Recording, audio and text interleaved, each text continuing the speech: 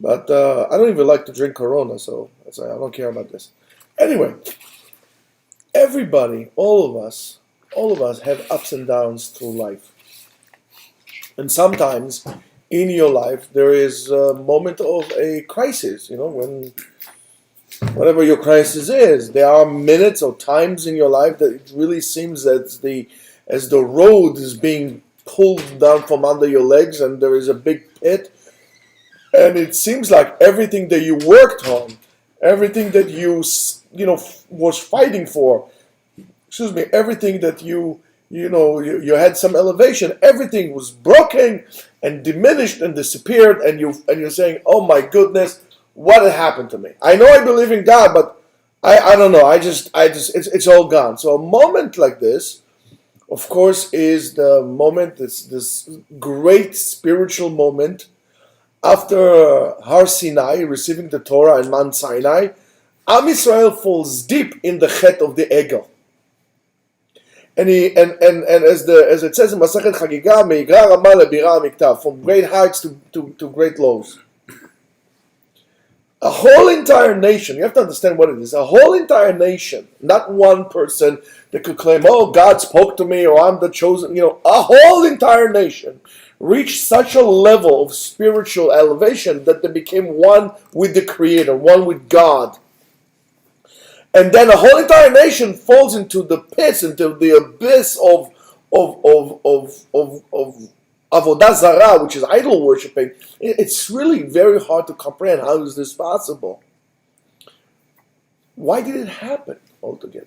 How is it possible? Of course. How did it happen? Why did it happen? How is it possible that you can fall so much? And even more so important, how do you get up from this?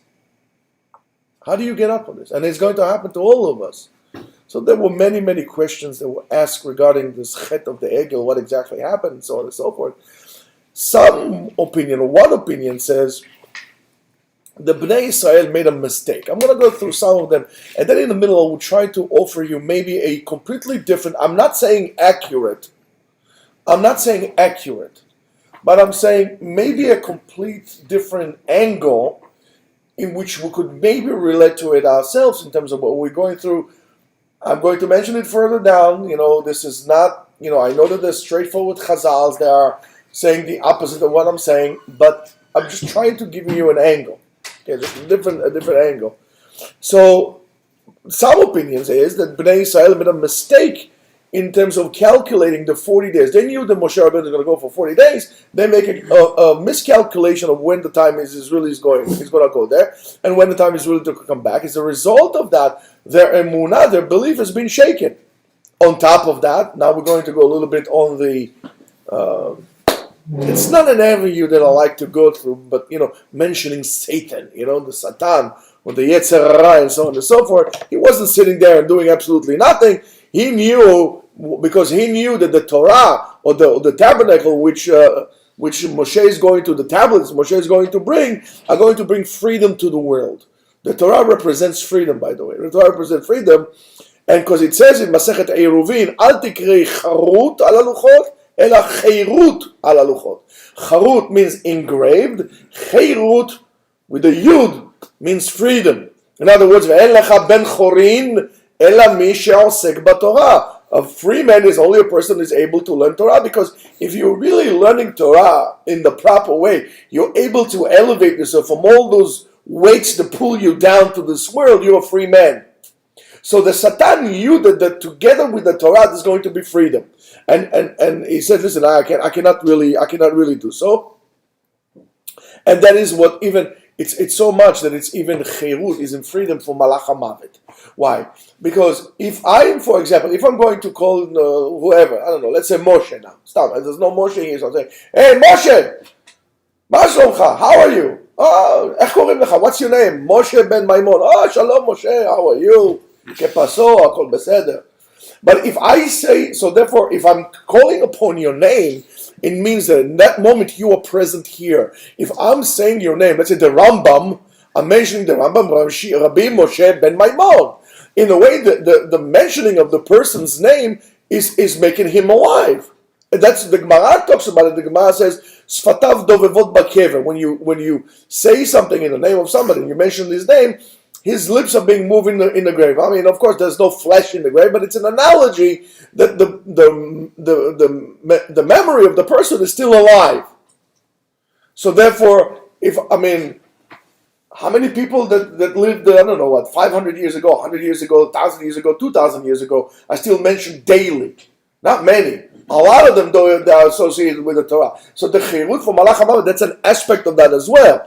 So comes the Satan and really confuses the world and darkens it. And by doing so, Am Yisrael thought that Moshe Rabbeinu is dead, is gone, is not coming back. He also showed them, in a way, the place of Moshe Rabbeinu in Shamayim, in order to convince them that Moshe Rabbeinu is gone and is not coming back. As a result of that, Am Yisrael became weak. Chalsha da'atam, they became weak, they became upset, they fell into a spiritual depression, and that's when they become vulnerable. That's why you guys have to be very, very careful from being despaired, from being this, and yes, we'll see how we can connect this to the coronavirus. At that moment, there was a gap. Right into this gap, something came. We don't live in a vacuum. There's no such thing as vacuum. When you remove something, something else penetrates in. And that opening that they had in the Emunah of Israel came the Erev Rav. The Erev Rav were a bunch of magicians and witches and witch doctors and all kind of people like this. Approximately about 40,000 of them. 40,000 of them. That in the head of them there were two great magicians of Egypt. They were known as the sons of Bilam HaRasha, the sons of the wicked Bilam, and their name was Yunus and Yumbrius. And the Erev Rav also, the Erev Rav came with Bnei Israel from Egypt after they saw the destruction of Mitzrayim.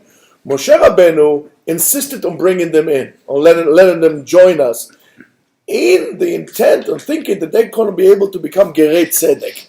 Rabotai, to be a Ger Tzedek is a very difficult thing, it's a challenge. However, it's hard or it's easy, depends on your attitude. If you don't have the proper attitude, don't become a convert. And they went with Am Yisrael, wherever Am Yisrael went, they went. However, they were outside Anonei HaKavod. They're outside the clouds of glory, together with all the people that could not be there, and so on and so forth, all the other elements that could not be with the clouds of glory. So they were there with them as well. However, as soon as they found the appropriate time, which was to us the disappearing of Moshe or his AWOLing, they acted what they did, and what they did, when they started to act upon, there were a group of 40,000 people that were able to gather around them more people. That's called the herd mentality, right? Yes, it has to do with the coronavirus as well.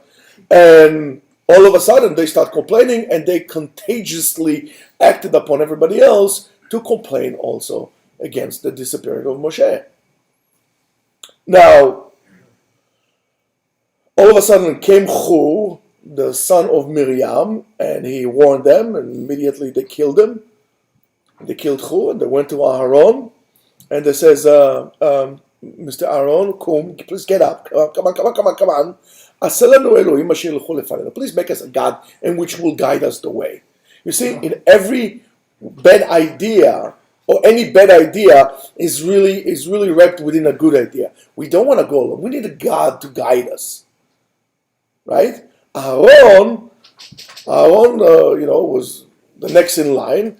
And what's the reason? The reason was, Ki zeh Moshe Ha'ish, the person. See, all of a sudden God disappeared. Ki zeh Moshe Ha'ish asher elanu me'em Mitzrayim, lo yadanu ma haya lo. All of a sudden, the two got of the equation, and they just left Moshe the equation. It reminds me a lot of some, and I couldn't stop myself, and I'm going to really limit myself from talking about Greek philosophy. But that, in a way, something like Greek philosophy, in one of the aspects of the pre-Socratic philosophy was to take God of the equation, right? But that's what the Greek that lived in Alexandria did when they took the concepts of Babylonians, right, of the creation of the world, the Babylonians, and they took God of the picture. They just left nature. Nature involved itself, right? That's the difference between Babylonian concept and Greek concept. So it's similar. Like all of a sudden, God is out of the equation. If you know that God took you out of Mitzrayim, so okay, so it's not Moshe, it's going to be somebody else. But when you took God of the equation, all of a sudden, Moshe is the person. Moshe is not here. That becomes a problem. Really, this is really so much rooted within concepts of Greek philosophy. And I'll try to do my best to really not to talk about it too much. So Aaron, and it says we don't know what happened to him. So Aaron tried in any possible way to really delay them and to gain some time, or maybe something Moshe will eventually pick up will escape from the local express to the express train that will be here. So he asked, of course, the story. I'm telling you the stories. He asked all the women, please gather, the man, please gather all the gold. The men went to the women. Women said, we haven't given you the gold. The men took their own gold and they brought it to Aaron. And then something really, really happened. Aaron takes from them the gold and he throws it into the fire. Some says Shemicha. Micah, not for Micah, Micha. He actually, when he went to Mitzrayim, he took the tablet where it says Aleh Sho, in which Moshe Rabbeinu used to bring about the coffin of Yosef, and he took it, and he actually, when Aaron threw the gold to the fire, he threw that omen into it, and all of a sudden, together with that, the disastrous result is, all of a sudden, this calf is coming out, is jumping, he's dancing around, he's talking, he says, Anochi Hashem Elokecha, I am God, your God, right? And the whole entire Erev says, hey, yes, Elo Elokecha Yisrael Asher Elucha Be'eretz. This is your God. I mean, you gotta be a retard to think so. But you see what happens when you become a herd, you stop thinking. And all of a sudden, all the nonsense that you would say 2 minutes ago, that's nonsense. All of a sudden, everything becomes valid. So therefore, don't become a herd mentality. Please don't. Like the coronavirus. Now, Aaron tried to also minimize the damage even further. But he says, listen, wait. But you can't just do it like this. I'm going to build you a mizbeach. I'm going to build you an altar in which you can bring korbanot for this, right? And, but that didn't help. That didn't help. Now pay attention. In the morning, everybody gets up, and what did they do? Vayalu olot, vayagishu shlamim, and they brought sacrifice. Vayeshev ha'am le'echol, and they sat down to eat. V'shatu, and they drank. Vayakomu letzachek, and then they brought the belly dancers. They brought all these, whatever there's dancers there over there, the 2x4 dancers, whatever they brought over there, and there was comedians, jokes. Pornography, prostitution was all there. What a deterioration of a society from a whole bunch of people who just spoke to God and God spoke to them ear to ear like prophets. All of a sudden you're going to this? Yes. So Rashi on this pasuk talks already, deals with this question a little bit, and it brings two explanations according to the Medrash. It says, "Kevan sheishlechu lakur, ba'u mechashvei revav, shalu etzem mitzrayim, v'asau bekshafim." Since they threw it to the fire, one explanation is based on the Midrash that the magicians that came with the Erevav were magicians. They came and they actually manipulated the gold that he threw in, and then he came out. And then again, he brings the other one, Shayasham Micha, and Micha did the same thing, and we said beforehand. Those two explanations of Rashi, as we said before, comes from the Midrash. However, the creation of this egel, of the golden calf, is not really clear from the pshat of the psukim of the Mikra. It's not so clear. Unless, of course, we have to say that something miraculously happened here, that is supernatural, is unnatural things that happen. Now, let's look at the psukim carefully, because when you look at the psukim, when Aaron tells his tale of what happened, he says over there, and you look, it's in Perek Lamed Bet, chapter 42, verse 16, 24. Aaron says, "Va'eshracheu ba'esh," and I took the gold and I threw it to the fire. Ve'yatza ha'egel hazeh, and this came out. It seems that he did not do anything that was out of the ordinary. He took the gold, he threw it into the fire, and all of a sudden, this egel naturally came. or not naturally, but it came. But let me give you now, that's what I want to tell you. Now just sit back, take a little breath, and don't jump. Just relax a little bit and start thinking. Don't be, donkeys that jump. I want to give you an idea, or maybe a principal idea that may be a little bit different. Maybe that will help us to see things. The meaning of the word egel, or to what is egel as a not necessarily, maybe, and this is only because there are maybe. This is all a maybe. I'm not saying that, maybe, just for you to think. It's not necessarily what we call a calf, the son of the cow, but rather that a round shape came about. Egel, shum agol. Agol, ayin gim agol means round. Aaron describes that he took all the gold and he put it into a round vessel, which is the cool. That's where you melt a smelter, with the how do you call it? The crucible. Crucible, that's it.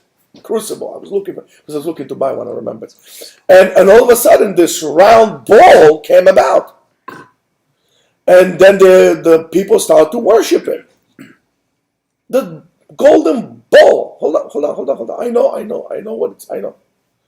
However, this idea maybe could also sit well with the concept of all the people are dancing. How? Also around them, in a circle, all around them. As Moshe Rabbeinu describes when he sees the people dancing, Vayireh et ha'egel u'mecholot. He saw the egel, that object, and the dancing. Machol is in circles. Right? There was singing. Comes Rav Hirsch in Shmot Tedvav says, Machol harikud b'ma'agal, when they dance in a circle. In the past, they believed that the circle shape is the perfect shape of nature. And in that shape, in the circle, there is an expression of Avodah Zarah, that the perfection is the roundness. Don't believe me, look at Wikipedia. I'm sure you can find something. And it says in Wikipedia, because I looked, בעבר שימש המעגל בסיס לתרבויות רבות. Their circle was a basis of many other religions in the past. Everything was done in a circle. And that always comes to show a certain order, that it comes all the time, comes like this all the time. For example, the circle of life, or the eternal circle that they have in Buddhism, or the zodiac, which is a circle, or Karbes, a circle, and Sufism. Sufism. And that's very good. I didn't think about this because it's much later, because it's Sufism and the yin and the yang and or situations that are dead end. In other words, you can't come out of it, or what we call a catch-22. Mm-hmm. All this round concept is really an antithesis to the concept of God, that God actually intervenes with nature and influences nature. In other words, the direct intervention of God with nature. When you think something is already predetermined and it goes in circle, there's no room for God in that. So that circle really expresses determinism, which is complete and it's certain. I mean, there's no way for you to come out of it. And Moshe Rabbeinu claims that HaKadosh Baruch Hu is Mashgiach. He pays attention, and you could change your course of life.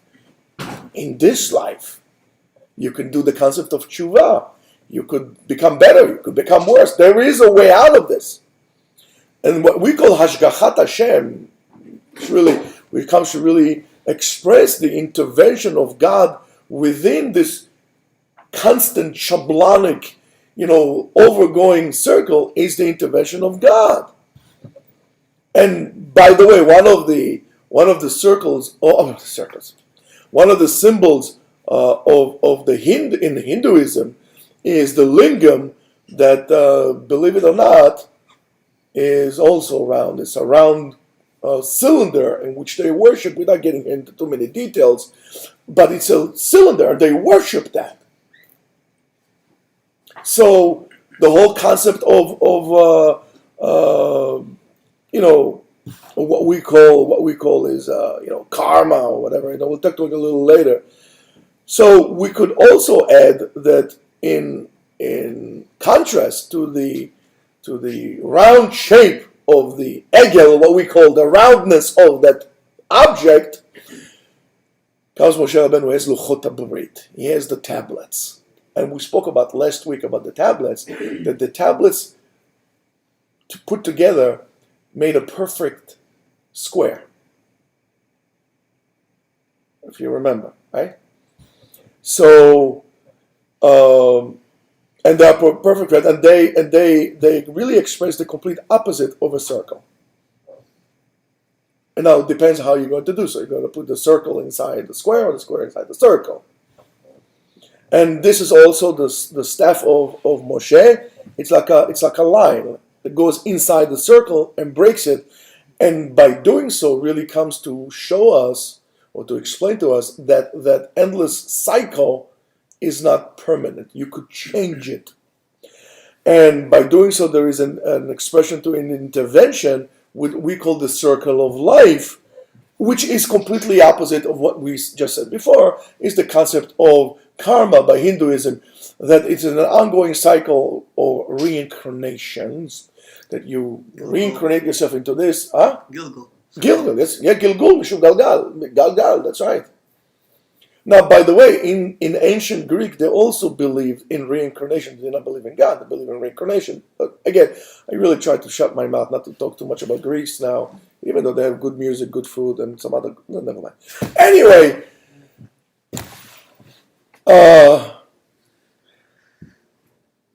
the concept of karma comes, which is very interesting, though. If you know a little bit about karma and reincarnations in terms of it comes into the Hinduism, the only way to break it is to do something that is spectacular, to become pure energy, to become God. That's how you break the cycle of karma.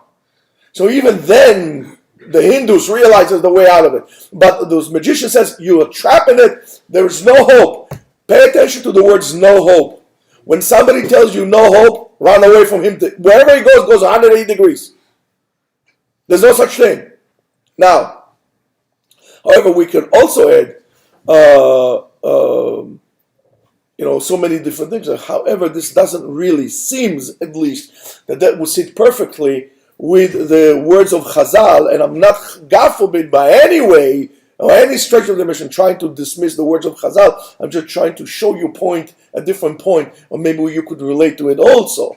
Like, for example, many places Chazal relate the chet of the egel to mitzvah para aduma. It says in Parashat Chukat, in Tanchuma, he talks about it like this.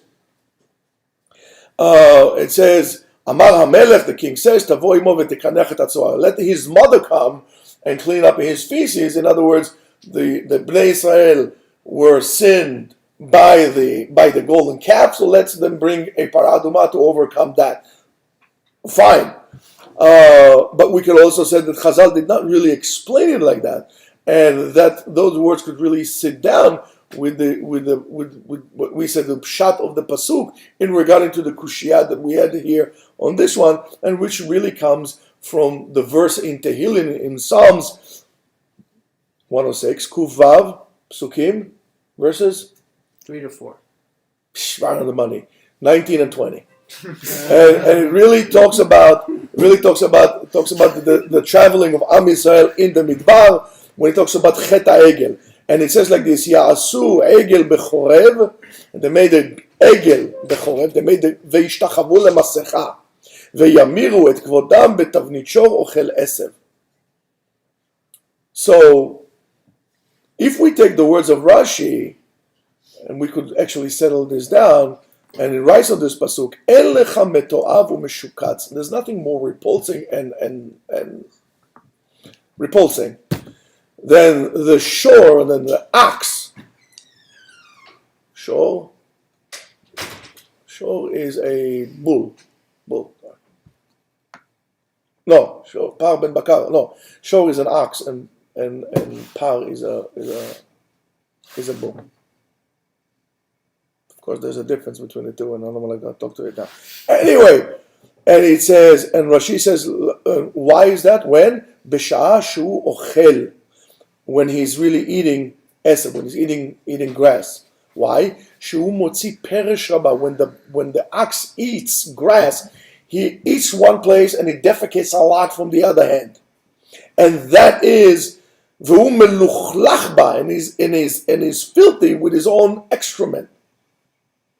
And that comparison to a bull that eats grass really refers to the behavior of Bnei Israel during the Chet. Not necessarily was an egel, but their behavior during the sin, and which they acted in a very ugly way, which they worshipped that idol that they made.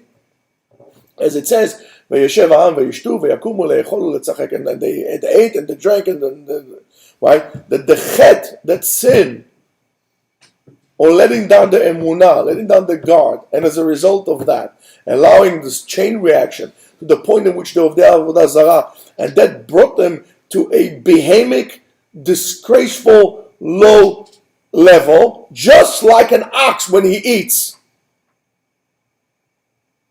So we have to think about this. So if this explanation is correct, so therefore we can get from here a deeper meaning to what the Chet HaEgel was, against the claim that of the people that the world is already predetermined and it's circling, doesn't change, and you can fix it. Comes Moshe Rabbeinu and gives us the Torah and tells us that the cycle of life exists only from the understanding that there is a divine intervention that influences and causes reality. What causes your reality is God intervention, and maybe in the chet, and maybe because of that, the real chet, the real sin that there was the behemic behavior, or the fact that they turn into animals, and the lack of willingness to elevate themselves spiritually.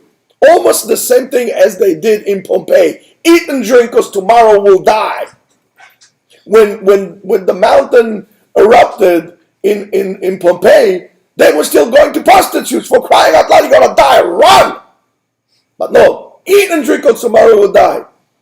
And by the way, if you look at this, most of the claims or the complaints of Am Yisrael, in which they got punished in the Midbar, was associated with food and with food. So there's something that we need to understand about that. Now, I'm going to tell you the following. I went to supermarket. Well, it's not the first time I went to supermarket. I went to supermarket many times before. However, and I went to supermarkets many times before when I was shopping for Passover, which is really crazy. However, this time I waited more than I ever did for Passover. I was online for an hour and a half. An hour and a half I was online. And I didn't buy it with panic, I buy it before Shabbat. I just want to get out of that. And for an hour and a half I waited in line. Now, it was like I was looking at somebody. I said to them, is the sky falling or something? Everybody's crazy. I went and it was like, what is going on here? People were fighting outside. Not fighting. It was like rushing and pulling from each other. Carts. Empty carts to go into shop. I understand that there is a coronavirus. I understand there is panic. But there's no room for panic, Rabotai. There's room for responsibility. We have to be responsible. We should not panic, because if you panic, you become irrational. And when you can think rationally, you do irrational things, and then it's all downhill from that. With all this great scare, I mean, they're not closing the stores tomorrow, or they're not closing the stores on Sunday. And who knows if they're going to close the stores altogether. But whatever it is, even if it's panic, please don't become animals. There's no room to become animals. I was willing to let somebody to go ahead of me. I was waiting an hour and a half. I said, if somebody's a big rush, I asked a woman was standing behind me in line. She was talking to two women in front of me about their need to go to do carpooling. So I said to her, if you want, go ahead of me. It's not a problem. She thought I'm crazy. I said, listen, I've been waiting here for an hour and a half, might as well. How long is it going to take me? Another 10 minutes. That's no big deal. So she said, no, she already taken my son. It was crazy. I mean, we have to become animals in that. We should become, this is our opportunity not to become lower. This is an opportunity for us to become higher. And we need to be responsible. Yes, I'm not saying, don't think I'm not going to get sick. I have emunah. That has to be a fool. You got to do what you got to do. You got to wash your hands, if you don't feel good, be responsible. Don't show up to shul. It's okay. You can daven. God exists at home also. I mean, if you're coming to shul to go to Kiddush club and so on and so forth, I hear you. But I'm sure you have liquor at home. I forgot. The liquor at home you actually bought, you like to drink it for free in shul. But you know what? I guess there's a problem when it comes to that. But if you're really interested about praying, so just pray at home. Be responsible to the other people. Don't bring kids to shul. Don't have all kids' activities in shul. That's not right. Don't become a 5-star general and think everybody else is dumb and make decisions for everybody else. You have to be responsible. If you are the servant of the people, you actually have to remember that you have to serve the people and not the people to serve you. And therefore we need to take the appropriate measures, like they did in Bergen County. They said, guys, stay home. HaKadosh Baruch Hu will hear you. If you at home also. Maybe it's time for you to actually sit down together and really reflect on where you're going with your life. But don't be a beast. Because this is how we fall. We become beasts, and that's the chet of the ego. They worship a shape. According to what I told you before, there wasn't even a shape of a calf. It was just a shape. But they didn't care about the shape. They care about doing what they wanted to do. What to do is not to become spiritually elevated. It's easier in their mind to become a bum than to become spiritually responsible and elevated. And we are not allowed to do so. The tikkun of the egel will be that we'll show responsibility, civil, moral responsibility. And don't panic. But to panic, that's exactly what happened. Look what happened. Moshe Rabbeinu came a little bit late. That was panic. Now, there's more than that. And I'm going to tell you more than that. And it's quite understood that Dafka in the Shvirah, the breaking of the first Luchot, just when we break, there's a tremendous, about to break, there's a tremendous, what we call a ratzon pnimi, an internal desire to grow, to develop, which is going to be probably the most powerful one. That's what Moshe Rabbeinu stands in the gates of the camp, and he says, Mi la Hashem elai, who is to God, come to me. And in other words, he's asking, who wants to be, where do you want to be? What is that you want? If you want, Hashem will come to me. If not, you stay where you are. So at the time that you are down, think about what Moshe Rabbeinu says. It's the same thing as HaKadosh Baruch Hu, as Kadam HaRishon, after the Chet. He said to him, Ayeka, where are you? Where are you? What do you mean, where are you? Aren't you God? Don't you know where I am? No. I want to know from you. I mean, God even knows what happens inside of us. But I want you to say so you can hear, where are you? In other words, where are you holding? Adam HaRishon could have said, Ribono shel Olam, chatati, aviti, pashati, please forgive me, I made a huge mistake. And what did he say? Her fault! Because of the word her fault, Kadosh Baruch Hu said, you go, okay, fine, you're going to have a mother-in-law. What do you think? Now, in other words, where are you is where you're standing. Where's your awareness? Where are you holding? So the first luchot were forced upon us, right? Even though we said Naaseh v'nishma, but this was still an external awakening. HaKadosh Baruch Hu kafar lanu har kegigit, and we said Naaseh v'nishma. And that's why the Luchot HaRishonim that were done in completion by HaKadosh Baruch Hu himself, right, need to be dealt with in a different way. By the way, when Moshe Rabbeinu breaks the Luchot, he doesn't get punished for that, right? You think about that.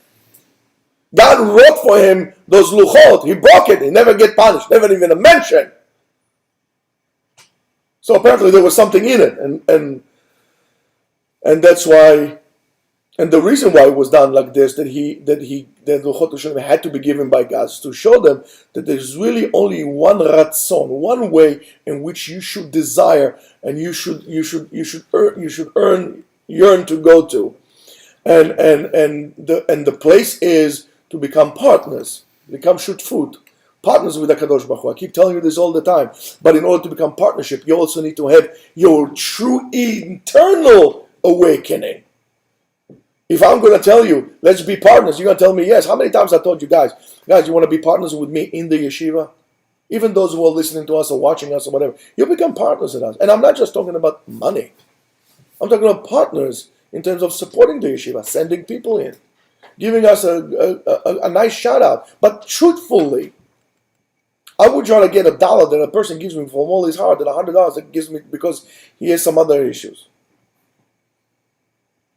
Do you understand what I'm saying? Because that $1 that was given true from his heart, yes, of course, it would be nice to give $100, but if the $1 that really comes true from your heart will take us much further. And there are people like this, and I'm telling you that I cannot thank them enough, and I don't want to mention the names, but they know who they are, who send us money all the time, and they just give us encouragement all the time.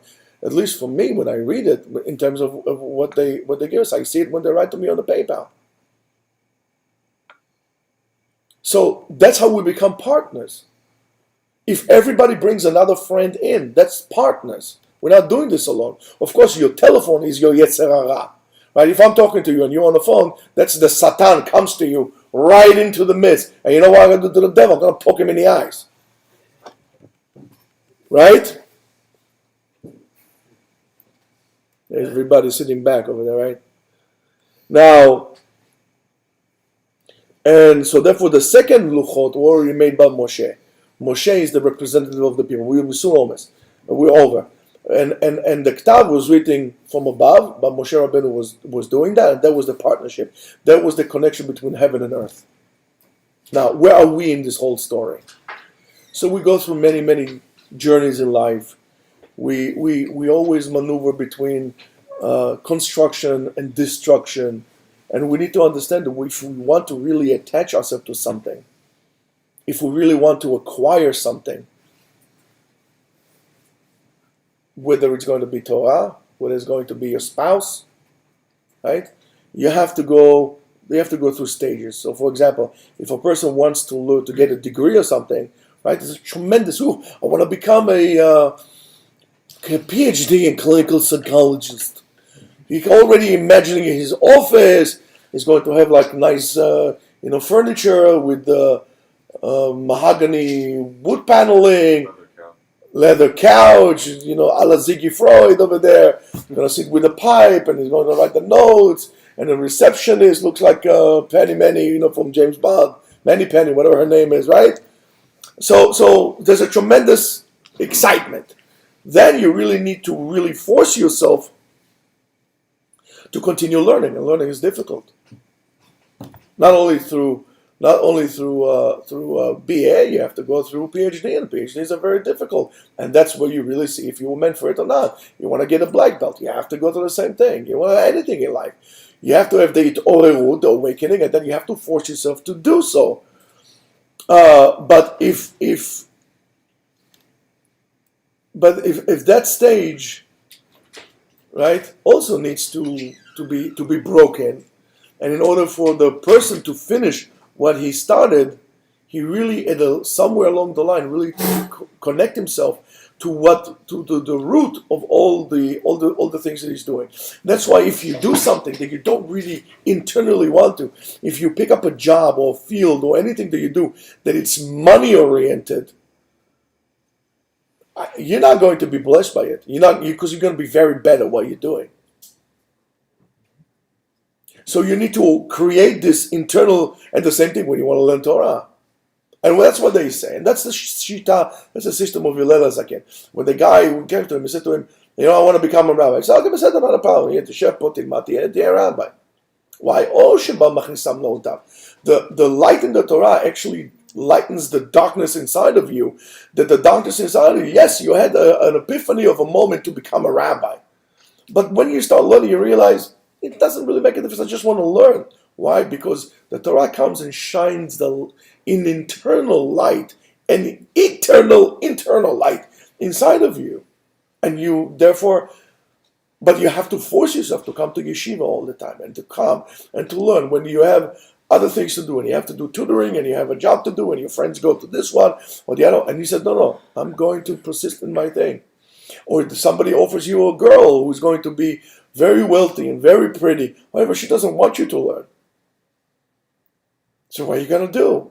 How are you going to make your decision? Ayeka, where are you? Where are you holding? Where is your awareness? Are you aware of why are you doing what you're doing? Do you know what's the reason? Do you keep telling yourself that you know? Do you have it in front of you? Are you lost? Because at that moment, that's when you're going to start sinning. Whether it's against God, society, or yourself. And we need to really find what we call ratzon ha'pnimi ha'amiti, the true, eternal, internal cause, what makes me do things. From that point, you get the koach. So when things are difficult for you, it's hard for you. Right now I'm thirsty, hold on. And you're about to break, and you don't know what you're doing anymore. And it's hard for you.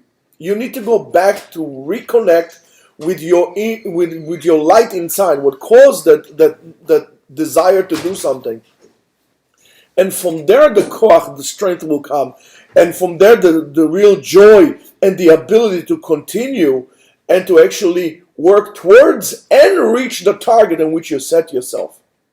And you need to understand that. Because if not, you are dancing to a shape, to an image. And that's what happens to many people who makes a decision based on profitability or potential profitability, not on true desire. Not on true internal desire or what they really want to do. So in order to break away and to grow and to develop, sometimes you do need this breaking point, because that will be the only thing that will force you to go deep down inside. If everything is okay, you're going to be very mediocre and it's going to be impossible for you. So those breaking points, it's like a muscle. When you work out, your muscle gets strong when you get those micro tears in your muscles and they heal and the muscle becomes stronger. Those micro tears are a necessity. So at the beginning they teach you, okay, you have to come, let's say, to the gym. Or I remember when my teacher told me in martial arts, told me the difference between, great martial artists or just regular martial artists is their ability, first of all, regular people to come on regular basis all the time to practice. And then there are those who they reach the level of pain. They reach the level of pain. And then those who are really, really good, who are able to work with the pain. And those who are really spectacular to become the best are those who are able to work beyond their pain, beyond their discomfort, to throw it away and actually to grow. And so is for us. So to understand that the breaking point is the part that actually helps you construct the best, or the best tool to construction is the points where you break in your journey to get whatever you want. And we need to understand that this helps you come up to what we call haratzon ha'amiti, to reveal why you really wanted to do it. And if you understand that, that's where you grow. And it is true, again, for your professional level and for personal relationship with your spouses and so on and so forth. So I really hope that now we're all in panic and we're all panicking, and we shouldn't be panic. And we understand that there is a Kadosh Baruch Hu and he's involved with these things, and we need to do what we need to do. And what we need to do is really to reach out deep inside of us, to reach out to others, not to dismiss anybody. But we need to act responsibly. And we need to find that point. When people are down, we need to strengthen them out. We should not dance around like the herd, around shapes and images. And also, don't worry too much about food. There's plenty of food in the cupboards of everybody in the pantries to last you at least 2 or 3 weeks. Don't worry about it. But whatever it happens, never become behemic. Never become like the shore, as Rashi brings over there. elevate yourself to a level of a Ben Torah, of a truthful Ben Israel.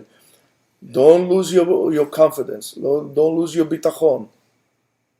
But you have to be careful. So, Rabotai, I wish everybody to be, first of all, very happy, healthy, and Be'ezrat Hashem HaKadosh Baruch Hu yasienu v'yesayenu. Amen. כן יהי רצון. רבי חנניה בן הקשה אומר, רצה הקדוש ברוך הוא לזכור ישראל לפיכך יבא עליו תורה מצוות שנאמר